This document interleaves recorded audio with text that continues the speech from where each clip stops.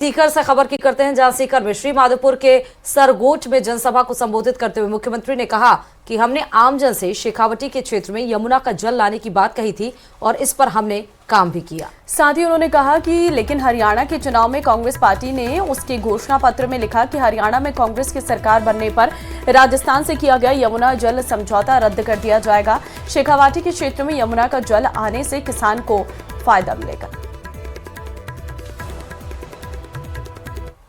साहब से इतना कहना चाहता हूं कि हमने जो संकल्प पत्र में जो वायदे किए थे उन वादों को एक एक करके पूरा कर रहे हैं। सबसे बड़ा सपना शेखावाटी के लिए यमुना जल का था। आपके बीच में वो यमुना जल का एमओयू हमारा हरियाणा सरकार से हुआ, लेकिन जैसे ही बीच में चुनाव आए वहां की कांग्रेस पार्टी ने अपना घोषणा पत्र में कहा था कि अगर हमारी सरकार हरियाणा में आती है तो हम राजस्थान के यमुना समझौते को रद्द कर देंगे। मैं सिर्फ आपको ये कहने के लिए आया हूं कि यहाँ जो कांग्रेस के लोग हैं वो झूठ और लूट की राजनीति करते हैं। वो लोग भी वहां चुनाव में गए थे, उन्होंने वहां एक शब्द नहीं बोला, उनका समर्थन किया और वो आज हमसे पूछते हैं कि यमुना पानी का कितना आएगा। अरे हम जितना चाहेंगे उतना आएगा। मैं आपको इतना ही विश्वास दिलाता हूं इस शेखावाटी के लिए, क्योंकि शेखावाटी में मैं पहले भी संगठन में था तो मैं भी यहाँ काम किया। यहाँ की जमीन से मेरा जुड़ाव है। हम पूरे राजस्थान के अंदर पानी, बिजली, युवाओं के रोजगार और हमारे उद्योग के लिए काम कर रहे हैं। मैं जो आपसे वायदे किए थे, मैं यही विश्वास दिलाना चाहता हूं कि देश के यशस्वी प्रधानमंत्री नरेंद्र मोदी के नेतृत्व में हम राजस्थान को विकसित राजस्थान बनाएंगे, उत्कृष्ट राजस्थान बनाएंगे और उस राजस्थान को ऊंचाइयों पर लेकर के जाएंगे। मैं जैसा कि आपने देखा है। और अब कोटा से बड़ी खबर आपको देंगे, जहां पर बेटे के साथ पिता का भी ऑपरेशन करने का मामला सामने आया है और जांच कमेटी ने प्रारंभिक रिपोर्ट भी सौंप दी है। रिपोर्ट सर्जन ने पूरी घटनाक्रम पर खेद यानी दुख प्रकट किया है। डॉक्टर्स के खिलाफ कार्रवाई और मुआवजे की मांग यहां पर की जा रही है। अधीक्षक के स्तर से गठित की गई है जांच कमेटियां और सुपर स्पेशलिटी अस्पताल में डॉक्टर्स ने ऑपरेशन किया था। सड़क हादसे में शख्स घायल हुआ था। आप पार्टी में सड़कों पर उतरकर आंदोलन की चेतावनी भी दी है। तो बड़ी खबर आपको बता रहे हैं, जहां पर आप पार्टी इस घटना में सड़कों पर उतरकर चेतावनी दी है। दोनों की मृत्यु हो गई है। जांच कमेटियां गठित कर दी गई है। डॉक्टर्स ने इसको लेकर सुपर स्पेशलिटी अस्पताल में डॉक्टर्स ने इसका ऑपरेशन किया था, जहां बेटे के साथ पिता का भी ऑपरेशन किया गया था। सड़क हादसे में दोनों घायल हुए थे। बड़ी खबर इस वक्त की आपको बता रहे हैं। तो बेटे के साथ पिता का भी ऑपरेशन करने का ये पूरा मामला है। सर्जन ने पूरी घटना के बारे में खेद प्रकट किया है और डॉक्टर्स के खिलाफ कार्रवाई और मुआवजे की मांग यहां पर की जा रही है। दरअसल आपको बता दें कि अधीक्षक स्तर से गठित की गई थी जांच कमेटी, जिसने पूरे मामले पर रिपोर्ट तैयार की है।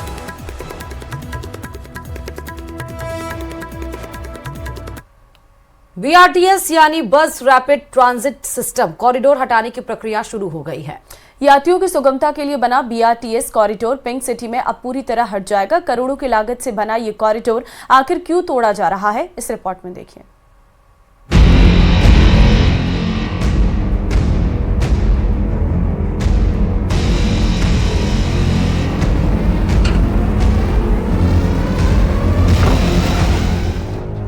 बीआरटीएस कॉरिडोर हटाने की प्रक्रिया शुरू।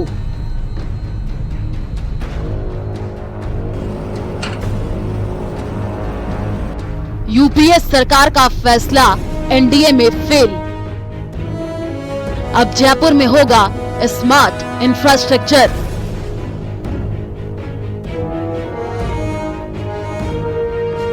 नई ट्रैफिक नीति से यातायात होगा सुचारू।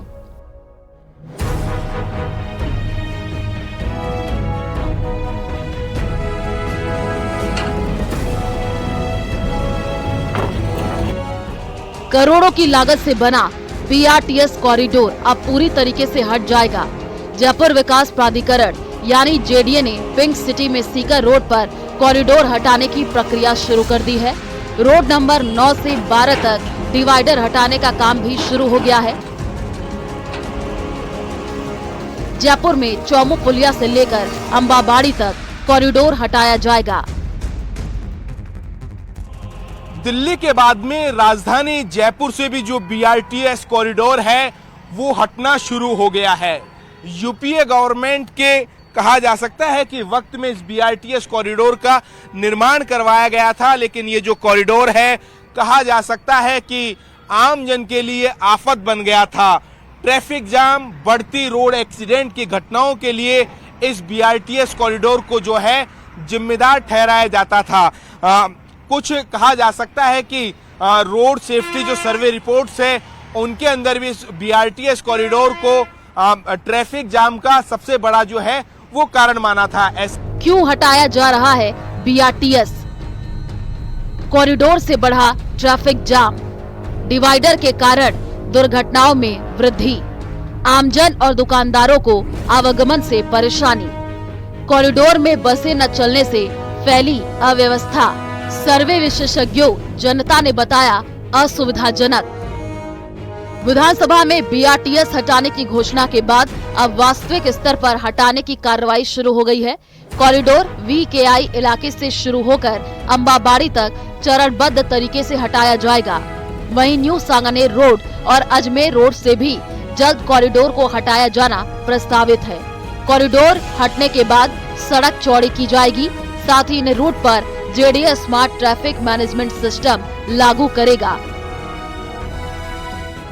जिससे ट्रैफिक जाम और एक्सीडेंट की समस्याओं में कमी आएगी। राज्य की नई ट्रैफिक नीति में अब स्मार्ट इंफ्रास्ट्रक्चर, तकनीक आधारित समाधान और यातायात के सुचारू संचालन पर जोर दिया जा रहा है। 2009-10 में आई बीआरटीएस कॉरिडोर योजना, यूपीए सरकार लेकर आई बीआरटीएस कॉरिडोर। पूर्व सीएम अशोक गहलोत के कार्यकाल में हुआ निर्माण। जवाहरलाल नेहरू राष्ट्रीय शहरी नवीकरण मिशन के तहत मिली थी मंजूरी। योजना का मकसद था तेज और सेफ पब्लिक ट्रांसपोर्ट। केंद्र सरकार ने योजना को दी थी 80% फंडिंग। शेष फंडिंग राज्य सरकार और स्थानीय निकायों से हुई प्राप्त। बहरहाल बीआरटीएस कॉरिडोर हटने के बाद अब पिंक सिटी में वाहन सरपट दौड़ेंगे और डिवाइडर के कारण बढ़ रही दुर्घटनाओं में भी कमी आएगी। कहा जा सकता है कि विद्याधर नगर इलाके के अंदर रोड नंबर 9 से लेकर रोड नंबर 12 के बीच में इस कॉरिडोर को हटाने का जो काम है वो पहले चरण में शुरू कर दिया है। इसके बाद में माना ये जा रहा है कि अजमेर रोड और जो न्यू सांगानेर रोड के ऊपर इस बीआरटीएस कॉरिडोर का जो निर्माण किया गया है उसे भी हटाया जाएगा, जिससे यहाँ के लोगों को ट्रैफिक जाम से तो निजात मिलेगा ही मिलेगा, साथ ही साथ में जो सड़क की चौड़ाई है वो भी बढ़ जाएगी।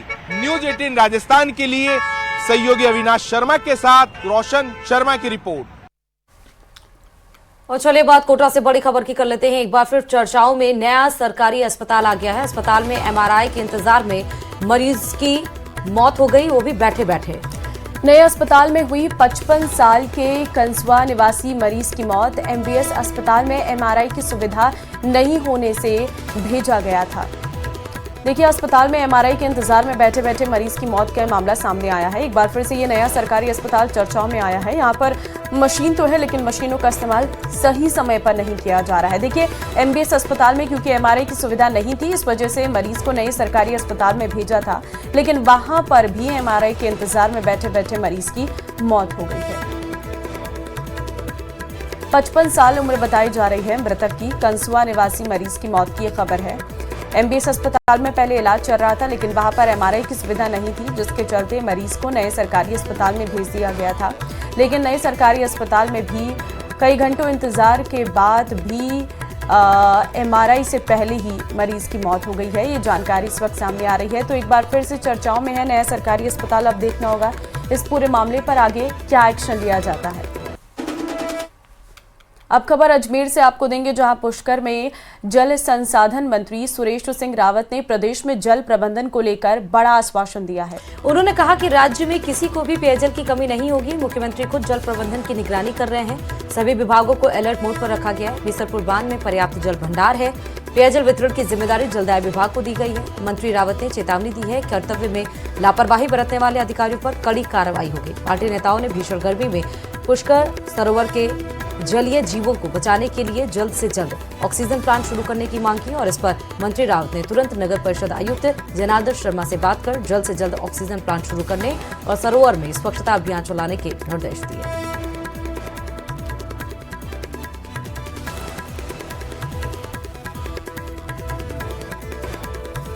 कि गर्मी आ रही नहीं है, गर्मी आ गई है और सरकार संकल्पित है कि सब लोगों को समय पे पानी मिले। जहाँ तक मैं जल संसाधन मंत्री हूँ, मंत्रालय की बात है, तो बिशलपुर डैम का संचालन मेरे पास है। बिशलपुर डैम भरा हुआ है, वहाँ किसी प्रकार के पानी की कोई कमी नहीं है। वितरण पीएचडी विभाग को करना होता है। पीएचडी के अधिकारियों को मैंने डायरेक्शन दिए हैं कि पीने के पानी की किसी भी प्रकार की कोई कमी नहीं होनी चाहिए। अधिकारी प्रभावी मॉनिटरिंग करें, इसके लिए मैं उनको पाबंद किया है और समय समय पे जहाँ जहाँ कोई शिकायत आएगी तो हम त्वरित रूप से कार्रवाई करेंगे। जोधपुर के सूरसागर थाना क्षेत्र में मुस्लिम युवक पर हिंदू युवती को भगा ले जाने का आरोप लगा है। मामले में विवाद बढ़ने के बाद ही लोगों में नाराजगी जताते हुए प्रदर्शन भी किया है। ये रिपोर्ट देखिए।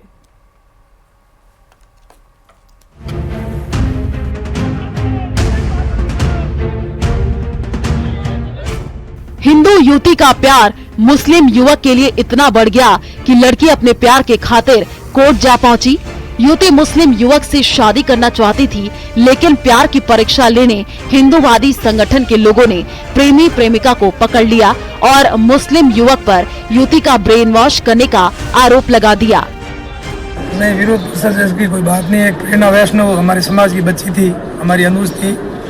उसको कुछ ही असामाजिक तत्वों द्वारा उस 4 दिन पूर्व लेके चले गए थे। उसकी रिपोर्ट सूरसागर थाना में दर्ज की गई थी। उसके बाबत हमने अभी निशान जी भारद्वाज साहब से और डीवाईएसपी भाई बोतरा जी से बातचीत की है। उन्होंने कहा है कि हमारी कार्रवाई जारी है और 2-4 दिन में बच्ची को हमारी कोशिश रहेगी। मामला जोधपुर के सूरसागर थाना क्षेत्र का है। वैष्णव समाज के आक्रोशित लोगों के साथ विश्व हिंदू परिषद के कार्यकर्ता विरोध जताने के लिए थाने के बाहर धरने पर बैठ गए और प्रेमी युवक पर कार्रवाई की मांग की। पुलिस ने जल्द ही एक्शन का आश्वासन दिया, तब जाकर हंगामा शांत हुआ। मैं थाने के बाहर विश्व हिंदू परिषद और वैष्णव समाज के काफी लोग इकट्ठे हुए थे। तो हमारे समाज की एक बच्ची प्रेरणा वैष्णव आज करीब 5-6 दिन से गायब है। अभी उसका कोई अता पता नहीं है। उनके घर वालों को यह कहना था कि वो घर के अंदर घुसकर जिस तरीके से धर्मेला करके या पटापटू के बच्चे को बल्ला फुसला कर वो लड़का लेके चला गया। अभी उसी सिलसिले में हमने एडिशनल जी साहब से, निशान भारद्वाज से बात की, बोतरा जी से बात हुई, जी साहब सोमपन जी भी थे और तमाम लोग। उन्होंने कहा भी हम लगे हुए प्रयास कर रहे हैं। समाज का ये कहना था, सनातन धर्म माने सभी लोग जो यहाँ पे जो उनका कहना था कि ये लव जिहाद का मामला और साफ दिखाई दे रहा है। हालांकि दोनों युवक युवती बालिग बताए जा रहे हैं और अपनी मर्जी से शादी की बंधन में बंधना चाहते हैं। अब देखना होगा हिंदू संगठनों के विरोध के बाद मामले में आगे क्या मोड़ आता है। Bureau report news. नाबालिग लड़की मुस्लिम युवक ने पुलिस को सरेंडर कर दिया है। कल हिंदू संगठनों ने स्वरूपगंज बंद का आह्वान किया था। मामले को लेकर हिंदू संगठनों ने जताया था आक्रोश। आज स्वरूपगंज में हिंदू संगठनों की ओर से जनसभा भी होनी थी। सिरोही से बड़ी खबर, हिंदू लड़की मुस्लिम युवक के भागने का ये पूरा मामला है। हालांकि मुस्लिम युवक ने पुलिस को सरेंडर भी कर दिया है। नाबालिग लड़की थी। पश्चिम बंगाल में हुई हिंसा के बाद प्रदेश भर के हिंदू संगठनों ने सड़क पर उतरकर विरोध प्रदर्शन किया और ममता बनर्जी के खिलाफ नारेबाजी की है। इस रिपोर्ट में आपको दिखाएंगे बंगाल की हिंसा के बाद प्रदेश के हिंदू संगठन किस कदर प्रदर्शन कर राष्ट्रपति शासन लगाने की मांग कर रहे हैं।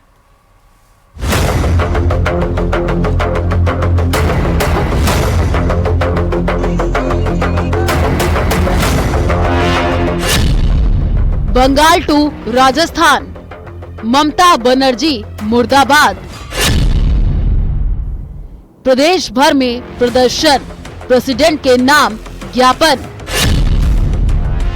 सड़कों पर उतरे हिंदू संगठन, बंगाल में लगे राष्ट्रपति शासन।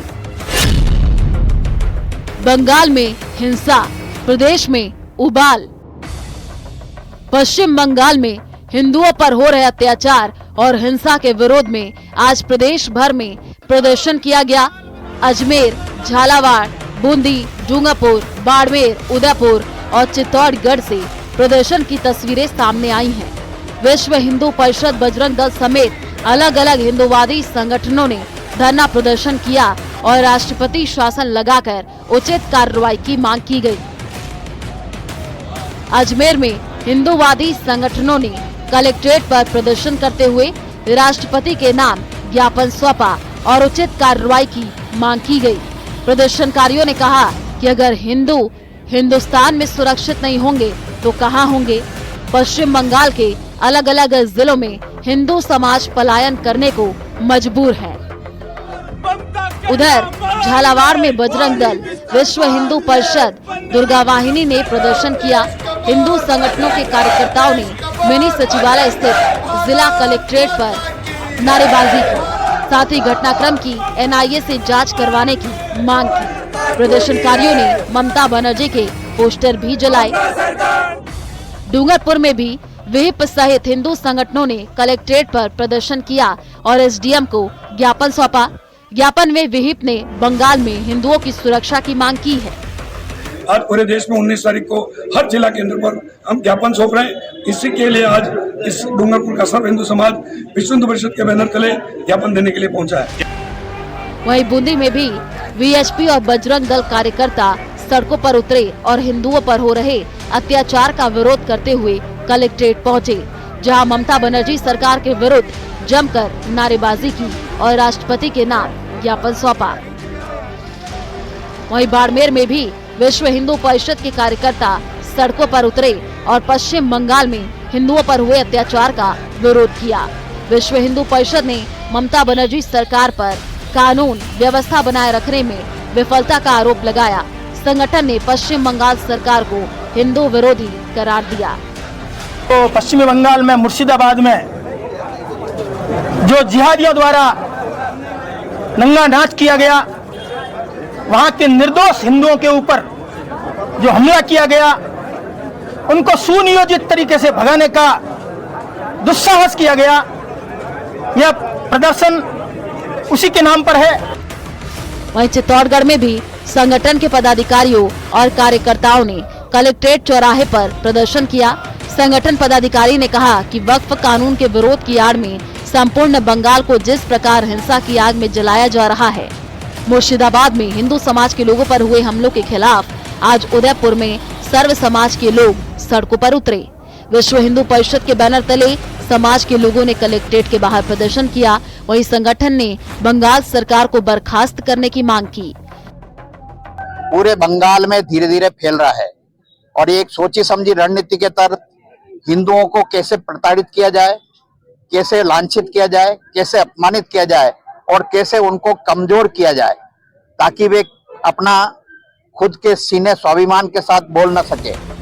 बंगाल हिंसा के खिलाफ हिंदू संगठनों के प्रदेश व्यापी प्रदर्शन में ममता बनर्जी के खिलाफ जमकर नारेबाजी की गई। इसके साथ ही राष्ट्रपति के नाम ज्ञापन सौंपकर कार्रवाई की मांग की गई। Bureau report, news 18 Rajasthan. खबर जोधपुर के ओसियां से है, जहां भाजपा विधायक भैराराम सियोल ने कांग्रेस की पूर्व विधायक दिव्या मदेरणा पर सियासी हमला बोला है और कहा है कि पूर्व विधायक मदेरणा हार की बौखलाहट से भारी परेशान है। भाजपा के राज में ओसिया क्षेत्र में हो रहे चहुमुखी विकास, पंचायत पुनर्गठन में बदलते भौगोलिक परिदृश्य से कांग्रेस खेमे में भारी हड़कंप है। उन्होंने ये बात टिमरी क्षेत्र में 45 कृषि ट्रांसफार्मर्स को एक साथ किसानों में वितरित करने के दौरान कही।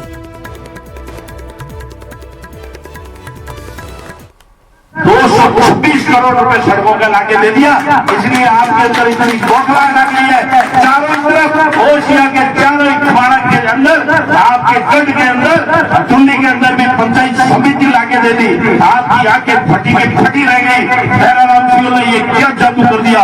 शामरों में पंचायत समिति, चेरे में पंचायत समिति, हथुंडी में पंचायत समिति, उमेदनगर में पंचायत समिति, दिल्ली नगर पालिका, पटना नगर पालिका, जो आपने जहाँ कार्यकर्ताओं ने सब कर दिया। इसलिए हाहाकार तो कांग्रेसियों में मच गया है। बीजेपी का कार्यकर्ता तो परम आनंद में जी रहा है और वो परम आनंद ले रहा है। आपके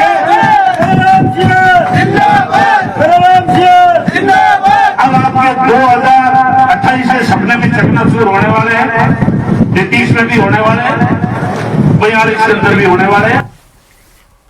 तो चलिए इसी के साथ इस बुलेटिन में फिलहाल अभी के लिए इतना ही। आगे आप देखिए 30 मिनट में 41 जिलों की खबरें। नमस्कार।